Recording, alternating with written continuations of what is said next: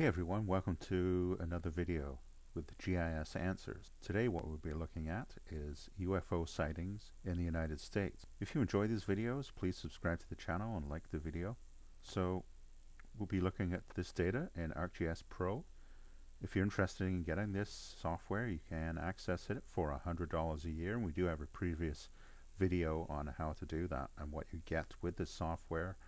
You get ArcGIS Pro, the desktop GIS mapping software, plus a whole suite of other applications, cloud-based and desktop. So what we're looking at is a whole bunch of sightings for the United States. So what we're going to do is let's actually have a look and see how many records there actually are, how many points there are. The points on the map are in this light blue. And underneath I have the imagery, world imagery, and also the hybrid reference layer, which are basically the states and some of the cities that you can see overlaid on top of the world imagery. So I've opened up the database related to the US UFO sightings, and we have a date and time of the sighting, the closest city, the state it occurred in, and obviously the country, which is the USA, all of those points, the USA. The UFO shape, looks like we have a rectangle, triangle, unknown, a disc, a light, a pyramid, a fireball, a sphere, a light, formation, a fireball, an egg, diamond, hexagon, oval, circle, chevron, it's a good description, diamonds, a disc. And then we have the described encounter length in time. We have the description by the witness and the date it was documented.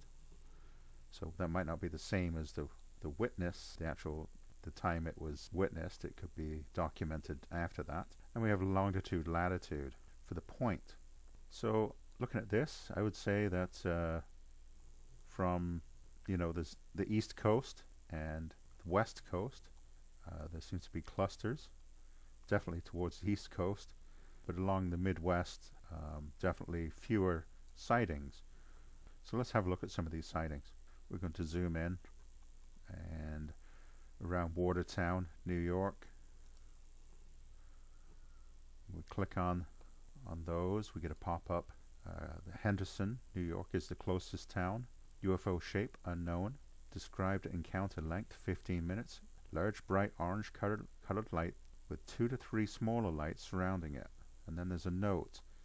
Sighting of Venus. Timing is correct, so perhaps it was Venus. We do have some sightings along Lake Ontario. This one is by Oswego, New York. UFO shape, triangle. Encounter length was 10 seconds.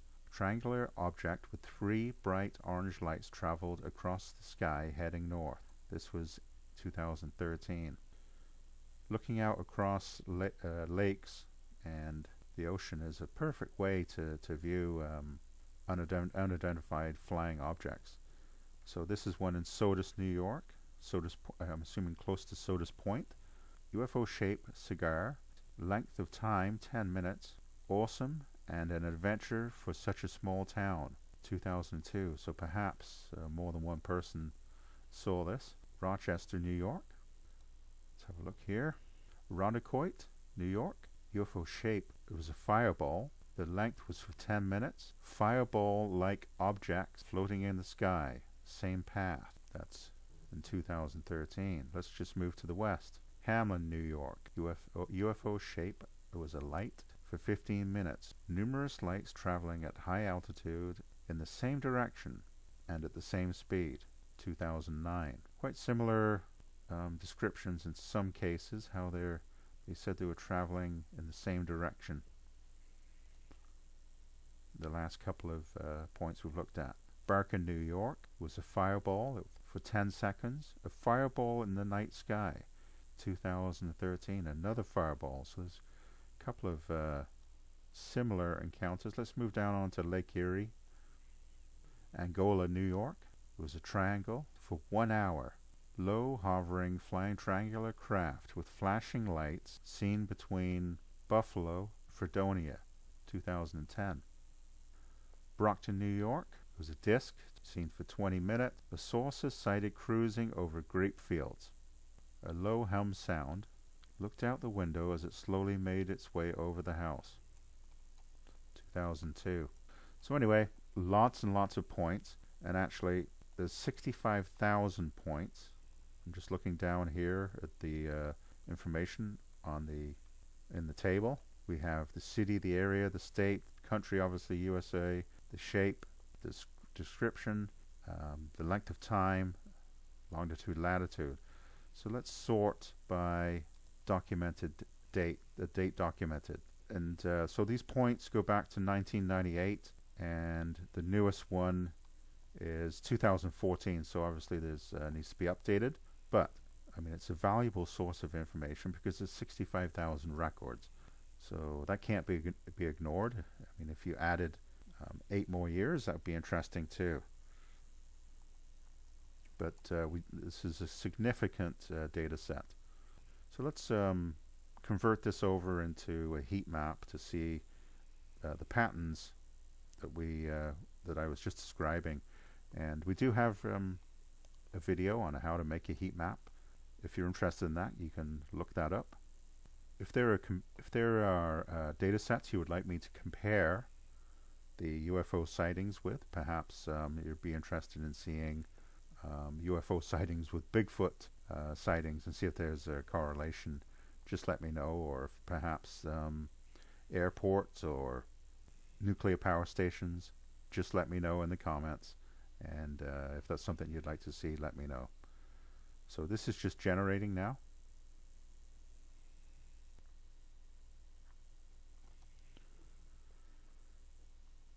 So the heat map is generated, and you can see the highest density would be in the yellow, the next highest would be in the red, and then into purple, and then into the light blue would be the lowest density. So we have the highest density around New York City, Washington, up into Boston, around Chicago, Los Angeles, San Francisco, Seattle. And then there would be a lower density around Miami, Atlanta, Detroit, Dallas, Houston, St. Louis, Denver. When we zoom in, the heat map will be regenerated, and we'll see more detail. So in North Carolina, you know, there's clusters around Charlotte, Raleigh, and then up into Ohio. You're looking at Cincinnati, Cleveland, Pennsylvania, around Pittsburgh. So definitely seems to be clusters or more dense sightings in and around highly populated areas. Is that because there's more people looking up in the sky, or is there some other reason? Maybe there's just more people, so more sightings. When we're panning across the states to the west, this is a perfect example. Here's one, you know, Denver by itself, and there's the hot spot for UFO sightings. Same in Phoenix, Arizona, and Tucson. Clusters around the cities, around the big cities. Is it because there's more people, or is there another reason for it? Anyway, that's what I've got for today. Hopefully you enjoyed the video. If you're interested in participating in a GIS mapping course, let me know, and I'm considering putting that together. I used to teach at a community college for many years, and if you're interested in taking an online GIS course, please let me know. It'll be self-paced and not too intense, but hopefully interesting and educational. Please subscribe to the channel, and we'll see you again. Thanks.